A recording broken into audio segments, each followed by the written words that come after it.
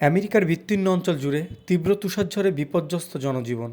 বিশেষ করে উত্তর পূর্বাঞ্চলের ম্যারিল্যান্ড থেকে মাইন পর্যন্ত বিস্তীর্ণ এলাকায় ভয়াবহ পরিস্থিতি বিরাজ করছে। প্রশাসনের তরফে বাসিন্দাদের অতি প্রয়োজন ছাড়া বাইরে না বেরোনোর পরামর্শ দেওয়া হয়েছে। স্কুল কলেজ বন্ধ রাখা হয়েছে। পরিবহন ব্যবস্থাও কার্যত স্তব্ধ। আবহাওয়াবিদদের মতে গত এক দশকে এত শক্তিশালী তুষারপাত দেখা যায়নি। বহু রাস্তাঘাট 2 ফুট বা তার থেকেও বেশি বরফে ঢেকে গিয়েছে, ফলে যান চলাচল পুরোপুরি বন্ধ। পরিস্থিতির গুরুত্ব বিবেচনা করে একাধিক এলাকায় জরুরি অবস্থা জারি করা হয়েছে।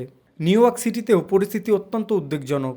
প্রবল তুষারপাতের পাশাপাশি বিদ্যুৎ বিভ্রাটের দুর্যোগ বেড়েছে। বহু এলাকায় বিদ্যুৎ সংযোগ বিচ্ছিন্ন হয়ে যাওয়ায় বাসিন্দাদের চরম দুর্দশা পৌঁছেছে।